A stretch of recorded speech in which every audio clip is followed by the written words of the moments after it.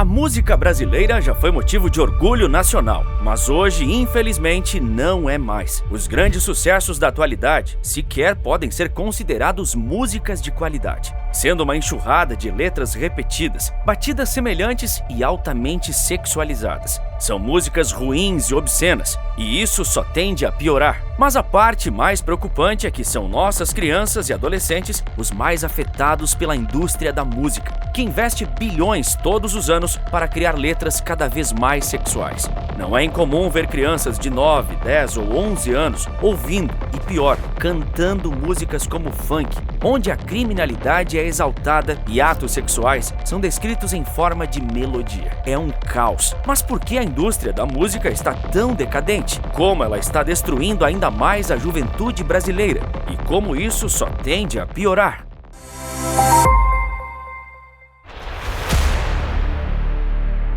A música é uma das formas mais admiráveis do ser humano expressar suas emoções, de tornar em arte o que antes eram só barulhos sem sentido. Todo mundo gosta de uma boa música, aquela que causa emoções, revive memórias e te motiva a agir. Porém, as músicas de qualidade, com letras bem escritas e melodias envolventes, estão em extinção. E isso é o mais curioso. Nunca antes foram produzidas tantas músicas, mas a qualidade também nunca foi tão baixa. E isso não começou agora. O processo de decadência da indústria musical começou há muitos anos, e existe algo engraçado nessa queda. A indústria da música é a grande culpada por essa decadência. E o pior, ela está fazendo isso de forma consciente, ciente que aquilo não é mesmo música, e ainda mais ciente que as letras, geralmente obscenas, vão corromper o imaginário das pessoas, e claro, dos mais jovens. Mas como eu disse, a decadência da indústria da música começou justamente no seu momento de maior crescimento. Sim, eu sei que parece contraditório, mas é a verdade. Foi na segunda metade do século passado que a indústria da música passou por uma verdadeira transformação.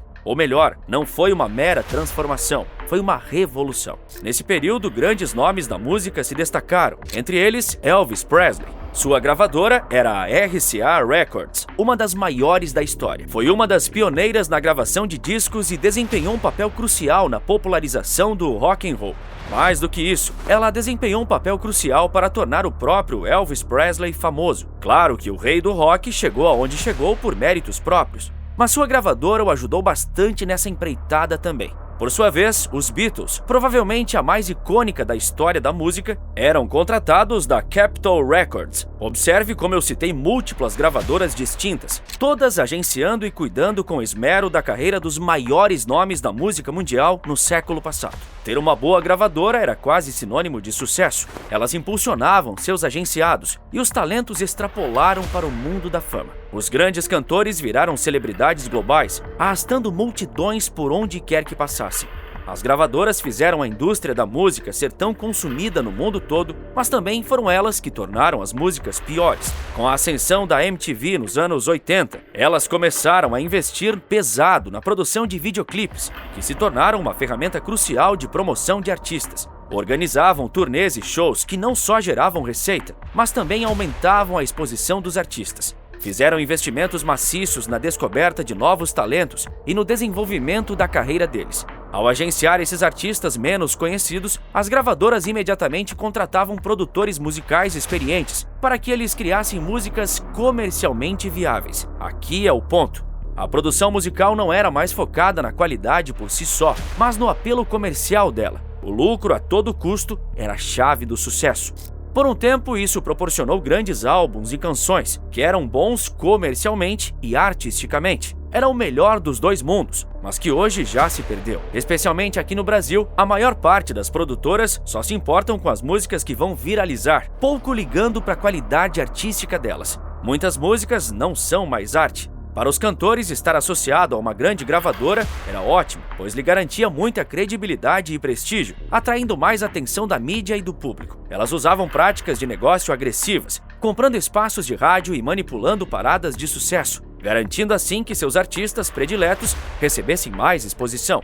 Isso garantia mais dinheiro e ainda garante.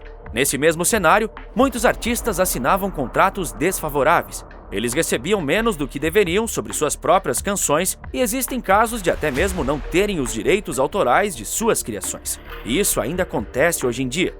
Taylor Swift, provavelmente a cantora mais famosa da atualidade, está tendo que regravar vários de seus álbuns mais famosos porque sua antiga gravadora detém direitos sobre eles. Elas tinham, e ainda têm, um grande controle sobre a direção artística, influenciando até mesmo a imagem que os cantores e bandas querem passar para o público. Os criadores não são mais donos de suas próprias criações nesse cenário. Mas com a internet, o papel das gravadoras mudou drasticamente.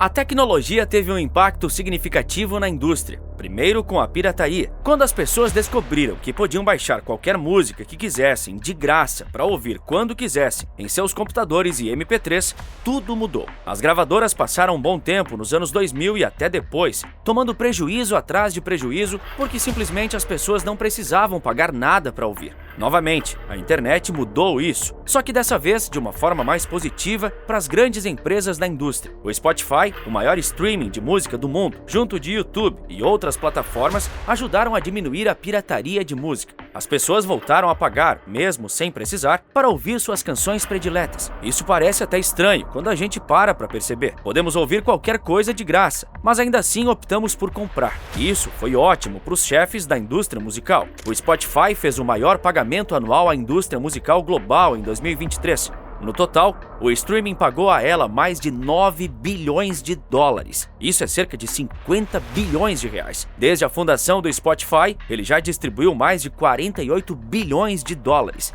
Na prática, ele não paga diretamente a nenhum artista, mas sim às detentoras de direitos, e com as gravadoras que então repassam os valores. E aqui chegamos a um ponto crucial. Os cantores, bandas e grupos musicais opinam cada vez menos na produção artística das músicas que eles mesmos vão cantar. As gravadoras e produtores muitas vezes têm a palavra final, e isso é o mais preocupante de tudo. E por quê? Simples, porque na busca insaciável pelo lucro, elas podem vender a própria dignidade. Não é à toa que as músicas estão mais obscenas, sexualizadas e pouco criativas. Isso é pensado, tem um método por trás disso. Se tem um conteúdo apelativo, mais chance de viralizar nessa sociedade decadente, de moral invertida e com uma corrupção de valores generalizada. O mais preocupante é que isso tudo vai piorar. E sabe por quê? Por causa da inteligência artificial. A maioria esmagadora das músicas que fazem sucesso em nosso país atualmente são pouco criativas, repetitivas, obscenas e ruins. Você sabe do que eu tô falando. Afinal, tentamos escapar, mas infelizmente às vezes é difícil não ouvir as músicas ruins que estão sendo produzidas, quando o nosso vizinho decide escutá-las. Uma grande parte das músicas atuais não são feitas para os amantes da música. Pelo contrário, esse é um público nichado e que recebe cada vez menos atenção.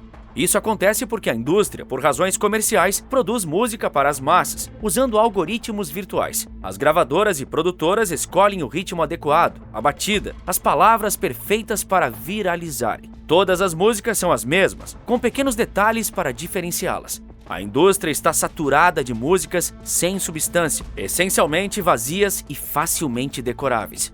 A influência da inteligência artificial no mercado musical tem se manifestado de diversas maneiras, alterando a produção, distribuição e consumo de música. Com o avanço das tecnologias, os algoritmos de AI tornaram-se ferramentas capazes de compor melodias, letras e até mesmo realizar masterização de faixas. O exemplo mais óbvio do uso de AI na indústria musical está nas próprias plataformas de streaming. A AI revolucionou a maneira como a música é recomendada e descoberta pelos ouvintes. Plataformas de streaming utilizam ela para analisar preferências e comportamentos do usuário, oferecendo sugestões personalizadas.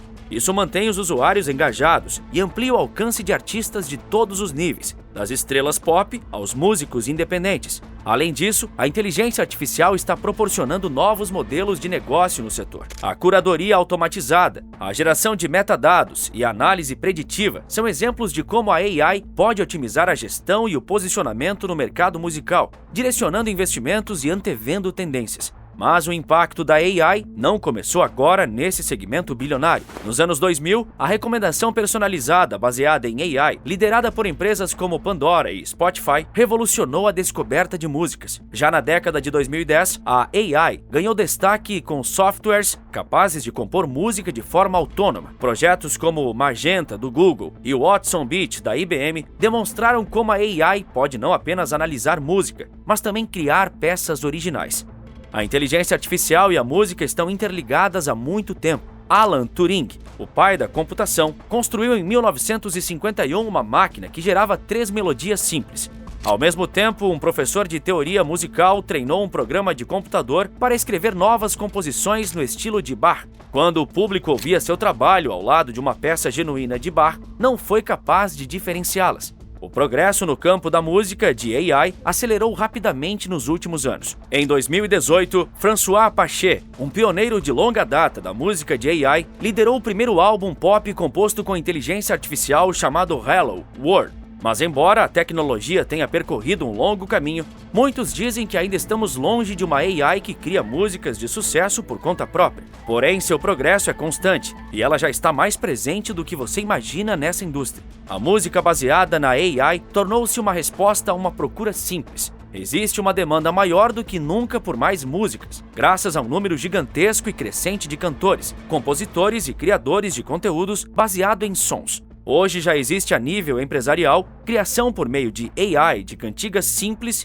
e músicas de fundo, servindo como ruído branco para jornais, podcasts e filmes de baixo orçamento.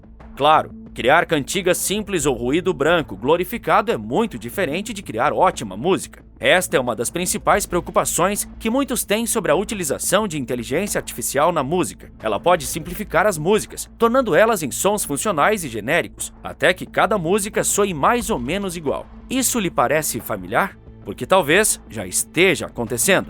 Claire Evans, da banda de eletropop IA, diz que esse tipo de otimização artificial já está no coração da indústria musical. Esse algoritmo existe e se chama Dr. Luke. Caso você não saiba, Dr. Luke é o pseudônimo de um famoso produtor musical dos anos 2000, que trabalhou para grandes celebridades como Katy Perry, Britney Spears e Avril Lavigne. Mas sua lista de associados era muito mais extensa do que isso. Cercado de múltiplas polêmicas, ele era praticamente onipresente na criação de grandes sucessos no mundo pop. Ele criou uma galeria de grandes hits por meio de fórmulas específicas e padronizadas. Exatamente o que eu te falei no primeiro capítulo. As gravadoras buscam formas comerciais de popularizar suas músicas. Atualmente, a AI está envolvida em quase todas as facetas do mercado musical, desde a produção até a distribuição, influenciando as tendências do setor e desafiando as noções tradicionais de criatividade. Hoje, a criatividade já está em falta. Agora imagine daqui 10 anos. Eu não vislumbro um cenário positivo, infelizmente. Sistemas de composição automática baseados em AI utilizam algoritmos de aprendizado de máquina para gerar melodias, harmonias e até estruturas de músicas completas. Eles analisam uma vasta quantidade de dados musicais para aprender padrões e estilos. As músicas que tanto parecem repetitivas são feitas exatamente com esse intuito, serem similares às que já foram um sucesso. É um padrão de sucesso, então não tem por que mudar. Assim pensam os executivos. Você pode argumentar que isso diminui a qualidade geral das canções e melodias, mas se as gravadoras estão lucrando, elas não vão se importar com a qualidade. Quando algo é produzido em escala industrial e lucra, tudo que é artesanal perde força. A criação de beats e sintetizadores com AI proporciona a produtores acessar um leque praticamente infinito de timbres e padrões de ritmo. Mas aí eu te pergunto, isso está sendo usado na produção das músicas que tomam conta das paradas de sucesso do Brasil? Na minha opinião, não. Ou pelo menos não parece que está. Essas tecnologias não apenas replicam instrumentos existentes, mas também criam novos sons inéditos, ampliando os horizontes criativos na música eletrônica e além. Porém, não estamos ouvindo músicas mais criativas. Muito pelo contrário, elas são menos criativas. Ao produzir esse vídeo, parei para escutar o que mais vem fazendo sucesso entre a juventude brasileira e me espantei com o baixo nível. Baixo em todos os sentidos, baixo nível de qualidade e de moralidade. Tudo está explícito e exposto. Existem músicas que, sem exagero, mais parecem a descrição de um ato sexual do que qualquer outra coisa. Isso não é arte. Isso não é música. E sabe quem são os maiores afetados por tudo isso? Justamente aqueles que deveriam ser protegidos: as crianças e adolescentes. É fato.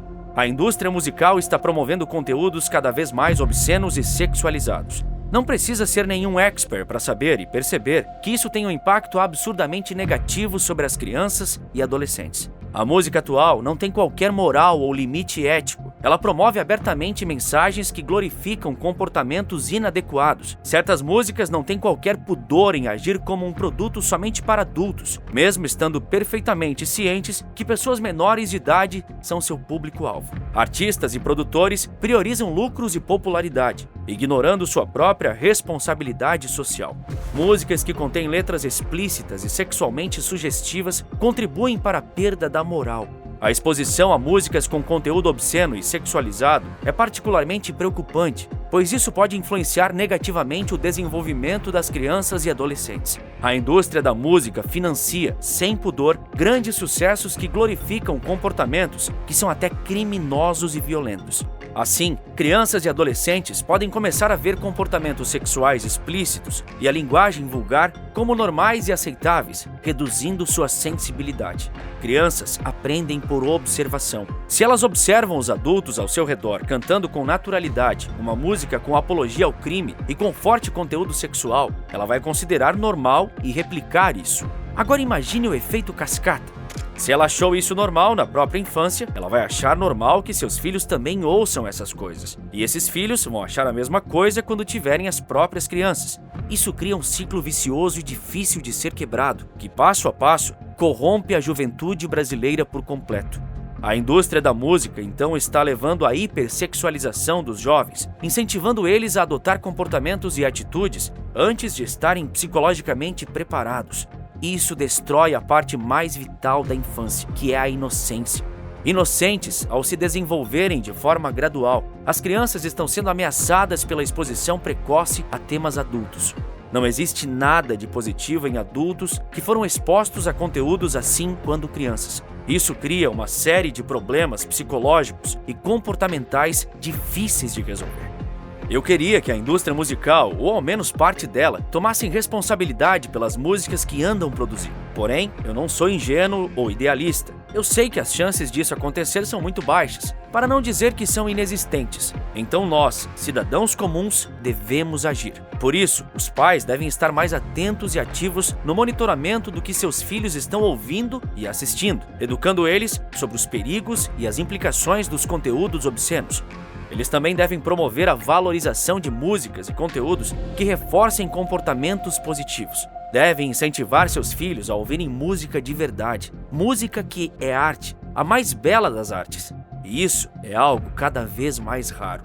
Com a padronização das músicas e o uso massivo de algoritmos e AI, essa arte está se perdendo a um ritmo preocupante. Sim, hoje a indústria da música está mais rica e produtiva do que nunca. Sim, hoje existem mais músicas do que nunca. Sim, hoje existem mais cantores e celebridades do que nunca. Mas onde está a música nesse mar de barulhos?